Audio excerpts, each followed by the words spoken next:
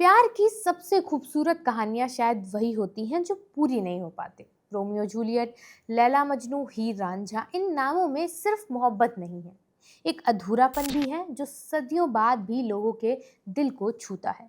और अब उसी अधूरे प्यार की कड़ी में आई है इम्तियाज अली की फिल्म मैं वापस आऊंगा। भी मार्स का है, मार्शल। एक ऐसी कहानी जो सिर्फ दो प्रेमियों की नहीं है, बल्कि उस मिट्टी की है, उस याद की है और उस दर्द की है जिसे बंटवारे ने लाखों लोगों के सीने में हमेशा के लिए छोड़ दिया था। इस फिल्म में नसीरुद्दीन शाह 95 साल के गेरेवाल साहब बने हैं, एक ऐसा बुजुर्ग जो जिंदगी के आखिरी पड़ाव पर खड़ा है। शरीर कमजोर हो चुका है, यादें बिखर चुकी हैं, डिमेंशिया ने आज और कल की दूरी मिटाती है, लेकिन दिल अब भी एक जगह अटका हुआ है, पाकिस्तान के सरगोधा में। उन्हें वो गलियां याद आती हैं जहाँ कभी हिंदू, मुस्लिम और सिख साथ में रहते थे। वो कॉलेज के बेफिक्र दिन याद आते हैं, वो मिट्टी याद आती है जिसे छोड़ना पड़ा था, और सबसे ज़्यादा वो लड़की याद आती है जिससे उन्हें कभी प्यार था। लेकिन नसीरुद्दीन शाह की एक्टिंग यहाँ सिर्फ एक बुजुर्ग आदमी की फिजिकल बॉडी लैंग्वेज तक सीमित नहीं रहती। उनकी खाली सी आंखों में एक साथ दो दर्द दिखते हैं, एक बिछड़े हुए प्यार का और दूसरा अपनी जड़ों से कट जाने का। वो ज़्यादा बोलते नहीं हैं, लेकिन उनकी खामोशी ही फिल्म का सबसे बड़ा डायलॉग बन जाती है। इम्तियाज अली ने जहां बंटवारे की कहानी को रोमांटिक नॉस्टैल्जिया के लेंस से दिखाया है, वहीं शाह साहब ने उसे एक इंसान के अंदर जमा हुए लाइफ लॉन्ग पेन में बदला है। यही वजह है कि मैं वापस आऊंगा और made in India a Titan story जैसी परफॉर्मेंस सिर्फ रोल्स नहीं लगती उनके लिए, बल्कि नसीरुद्दीन शाह की लेगेसी को और भी टाइमलेस बना देती है। आज के वीडियो में हम समझेंगे कि कैसे इन दोनों फिल्मों और सीरीज में नसीरुद्दीन शाह ने उम्र, याद, दर्द और रिग्रेट को सिर्फ एक्ट नहीं किया है, बल्कि जिया है।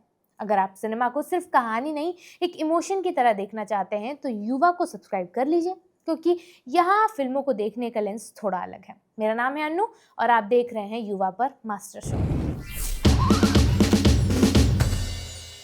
तो मुझे लगता है कि चैनल को आपने सब्सक्राइब कर लिया होगा, तो शुरू करते हैं आज की कहानी।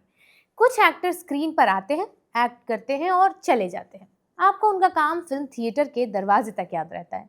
लेकिन कुछ कलाकार ऐसे भी होते हैं जो सिर्फ किरदार नहीं निभाते, उसे जीते हैं। वो अपने किरदार के जरिए एक पूरा दौर, एक पूरी सोच और कभी कभी एक पूरे देश की मेमोरी बन जाते हैं। नसीरुद्दीन शाह ऐसे ही एक कलाकार हैं। उनकी रीसेंट परफॉर्मेंसेस, खासकर मैं वापस आऊंगा और made in India a Titan story, सिर्फ एक्टिंग परफॉर्मेंस नहीं लगती हैं। ये रिमाइंडर है कि नसीरुद्दीन शाह की लेगेसी क्यों इतनी गहरी, इतनी रेयर और इतनी अनडाइंग है। क्योंकि यहाँ वो सिर्फ दो अलग अलग रोल्स नहीं निभा रहे। एक तरफ वो पार्टीशन की टूटी हुई मेमोरी दिखा रहे हैं, दूसरी तरफ वो नेशन बिल्डिंग की शांत विजडम को दिखा रहे हैं। और इन दोनों के बीच खड़ा है एक एक्टर जिसने अपनी पूरी जिंदगी इंडियन आइडेंटिटी को परफॉर्म नहीं बल्कि एग्जैक्युएट किया है। मैं वापस आऊंगा में 75 साल के नसीरुद्दीन शाह 95 साल के सिख बुजुर्ग कीनू गेरेवाल का किरदार निभाते हैं। एक ऐसा आदमी जो अपने डेथ बेड पर है, शरीर धीरे धीरे हार रहा है, शब्द टूट रहे हैं, यादें भी बिखर रही हैं। डिमेंशिया ने प्रेजेंट और पास्ट की बाउंड्री मिटा दी है, जो मैंने आपको बताया। लेकिन असली कमाल यहीं पर आता है, जहां बाकी लोग उसकी टूटी फूटी बातों को बीमारी समझकर इग्नोर कर देते हैं, वहीं उनका एनआरआई ग्रैंडसन निर्वार, जिसे दिलजीत ने प्ले किया है, उन छोटे मोटे टूटे फूटे फ्रेजेस में एक कहानी ढूंढने लगता है। और यही फिल्म का सबसे खूबसूरत आइडिया बनता है। कभी कभी किसी बुजुर्ग की अधूरी बातों को समझना कोई मेडिकल टास्क नहीं होता, वो लिसनिंग की आर्ट होती है। उनकी चुप्पी को डिकोड करना, उनके अटके हुए शब्दों के पीछे छुपे दर्द को सुनना और समझना, उनके हेलुसिनेशन में छिपे सच को पहचानना, यही इस फिल्म की आत्मा है। निर्वैर को शुरुआत में लगता है कि वो बस अपने दादा की कोई इनोसेंट लव स्टोरी सुन रहा होगा। एक पुराना प्यार होगा, एक अधूरा रिश्ता होगा, एक ऐसी कहानी जिसे रोमांटिक नॉस्टैल्जिया की तरह सुना जा सकता है। लेकिन धीरे धीरे उसे समझ आता है कि ये सिर्फ कोई लव स्टोरी नहीं है, ये पार्टीशन यानी बंटवारे की कहानी है। ये उस इंसान की कहानी है जिसकी पर्सनल डेस्टिनी को इतिहास ने बेरहमी से हाईजैक किया। ये उस जनरेशन की कहानी है जिसे अपने घर, अपनी मिट्टी, अपने रिश्ते और अपने प्यार से बिना परमिशन अलग कर दिया गया। कीनू गेरेवाल एक सक्सेसफुल बिजनेसमैन रहा है, लेकिन एक मुश्किल इंसान भी रहा है। परिवार के लिए वो पहले समझ से बाहर का लगता था। उसके स्ट्रेंज जेस्चर्स, उसकी खामोशी, उसकी इरिटेशन, उसके अचानक बदलते एक्सप्रेशन, सबको लगता है कि ये बस उम्र का तगाजा है, बीते हुए ज़माने की आदतें हैं। लेकिन निर्वैर उसे नकारता नहीं है, वो मतलब ढूंढने की कोशिश करता है उनमें। वो समझने की कोशिश करता है कि इस आदमी की कठोरता के पीछे वजह क्या है। और फिर धीरे धीरे परिवार को भी पता चलता है कि उनके सामने जो बुजुर्ग लेटा है वो सिर्फ उनका पिता या दादा नहीं है, वो एक सर्वाइवर है, पार्टीशन का सर्वाइवर। उसकी आंखों में सिर्फ उम्र नहीं है, वो डिस्प्लेसमेंट है, यानी विस्थापन। वहाँ बिछड़े हुए प्यार की कसक है, वहाँ अपनी ज़मीन से कट जाने का दर्द है, वहाँ वो ग्रीफ यानी दर्द है जो विरासत में मिले घाव से अलग है, दूसरों से मिले ट्रॉमा से अलग है। क्योंकि कीनू का दर्द मूल है, उसने हिस्ट्री को सुना नहीं है, जिया है। और यही वो जगह है जहाँ नसीरुद्दीन शाह की परफॉर्मेंस कमाल कर जाती है। उनकी आंखें डिमेंशिया के डिल्यूजन में भी रोजमर्रा की बातचीत में इस्तेमाल होने वाले एक्सप्रेशन से ज्यादा ल्यूसिड बना देती हैं। ऐसा लगता है जैसे उनकी बीमारी उन्हें कमजोर नहीं कर रही है, बल्कि सच के और करीब ले जा रही है। उनकी खाली नजरें खाली नहीं है, उनमें एक पूरा पास चल रहा है। उनका शरीर स्थिर है, लेकिन जो याददाश्त है वो भाग रही है। उनका चेहरा शांत है, लेकिन भीतर एक पूरा देश टूट रहा है। उनकी भौं किसी थॉट यानी विचार पर ऐसे ठहरती है जैसे वो थॉट कोई इंसान बनकर कमरे में सामने खड़ा है। ये एक्टिंग सिर्फ फिजिकल ट्रांसफॉर्मेशन नहीं है, ये सिर्फ 95 साल के बुजुर्ग की बॉडी लैंग्वेज भी नहीं है, ये उससे कहीं ज़्यादा पर्सनल है।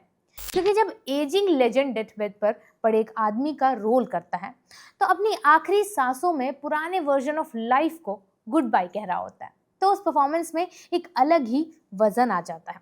और शायद इसीलिए मैं वापस आऊँगा देखते हुए हम सिर्फ कीनू ग्रेवाल बूढ़े आदमी को नहीं देख रहे होते, कहीं ना कहीं हम नसीरुद्दीन शाह के करियर को भी उसी बिस्तर के किनारे देख रहे होते हैं।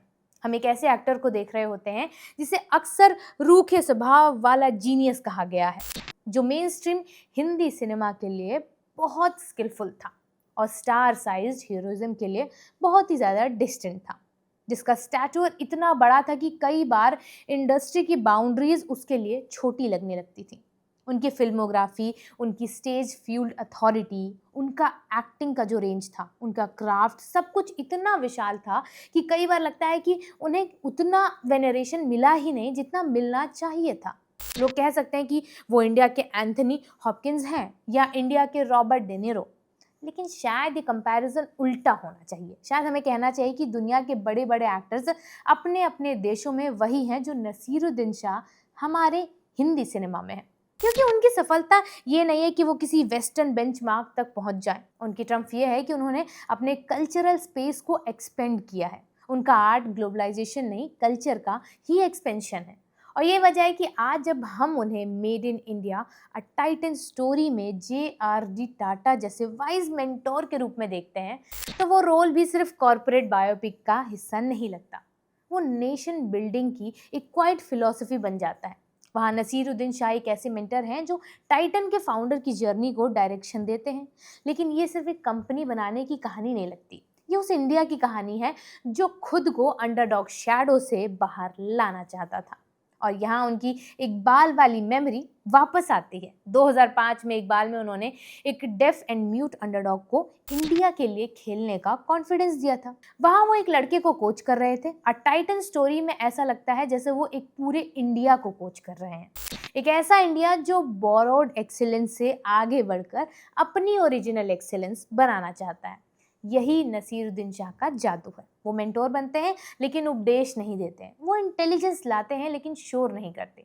वो स्क्रीन पर आते हैं और सडनली कहानी में सीरियसनेस यानी गंभीरता आ जाती है। लेकिन मैं वापस आऊँगा इसलिए और ज़्यादा डीपली हिट करती है क्योंकि अगर मेड इन इंडिया उस इंडिया को बनाने की कहानी है, तो मैं वापस आऊँगा उस इंडिया को खो जाने का दुखद गाना है।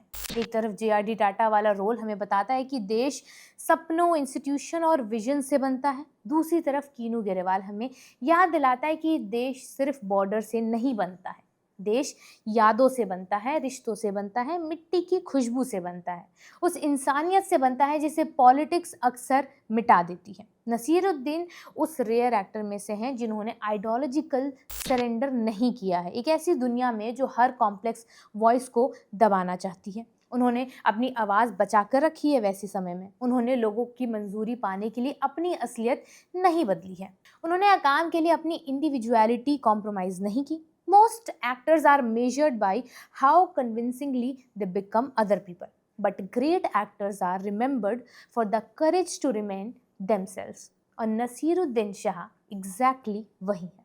उनकी ये 2 रीसेंट परफॉर्मेंस हमें सिर्फ इम्प्रेस नहीं करती हैं एज अ ऑडियंस, ये हमें याद दिलाती हैं कि लेजेंड्स को सिर्फ उनके जाने के बाद याद नहीं किया जाता है। कभी कभी लेजेंड्स हमें जीते जी सिखा जाते हैं कि लेगेसी होती क्या है। नसीरुद्दीन शाह की लेगेसी यही है, एक एक्टर जो हर रोल में किसी और को निभाता है, लेकिन हर बार हमें याद भी दिलाता है कि खुद बने रहना सबसे बड़ी कला है। ये वीडियो आपको कैसी लगी है कमेंट सेक्शन में ज़रूर बताइएगा और ऐसी ही और कहानियों के लिए देखते रहिए युवा पर मास्टर शो।